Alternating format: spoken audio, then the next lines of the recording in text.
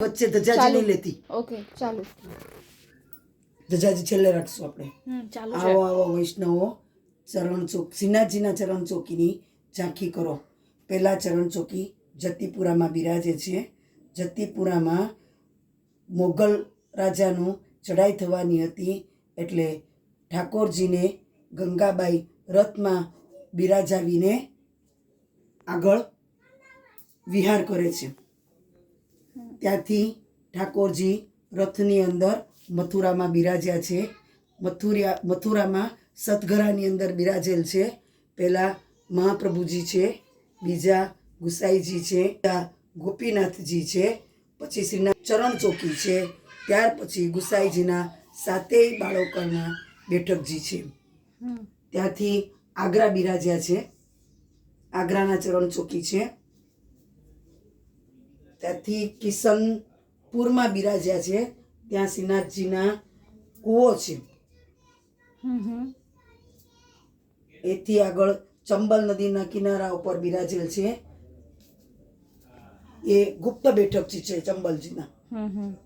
પછી કોટામાં મોતીપુરા ગામમાં શ્રીનાથજીના ચરણ ચોકી ગુફામાં થઈને જવાય છે અને ઝાંખી આપે છે શ્રીજી બાબા.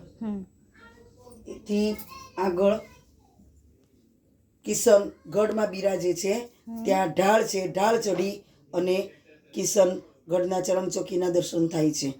એની પછી ઠાકોરજી જોધપુરમાં ચોખા ગામના બિરાજ્યા છે. પછી ઉદયપુર ગામમાં બિરાજેલ છે. ત્યાર પછી ઘસિયારમાં બિરાજેલ છે. એના પછી શ્રીનાથજી નાથદ્વારામાં પધાર્યા છે.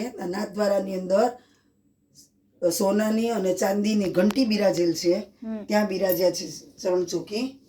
છેલ્લે તેલ ઘીના કૂવામાં પાસે ઠાકોરજીના ચરણ ચોકી બિરાજેલ છે. અહીંયા 3 ઘીના કૂવા છે અને 1 તેલનો કૂવો છે. ત્યાર પછી ગોપીઓ સેવા કરે છે. એમાં ગોપી મંજુસા લઈને જાય છે, પછી સુગંધી લઈને જાય છે, માળાજી લઈને જાય છે, પછી પંખો અને ફૂલની બાસ્કેટ લઈને જાય છે, પછી મોરછલ લઈને જાય છે, પછી પંખા લઈને જાય, પછી ચમર લઈને જાય છે અને છેલ્લી આરતી કરે છે. અહીંયા યમુનાજીના લોટી ઉત્સવ કર્યો છે. યમુનાજી રાસ રમે છે અને દીપદાનનો મનોરથ લીધો છે.